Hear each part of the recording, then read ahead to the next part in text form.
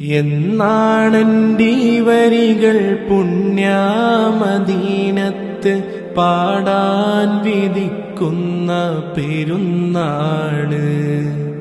ഒന്നാം മദീന കണ്ട് കണ്ണീർ കണങ്ങൾ കൊണ്ട് നൂറേ പുണരുന്ന മികനാള്.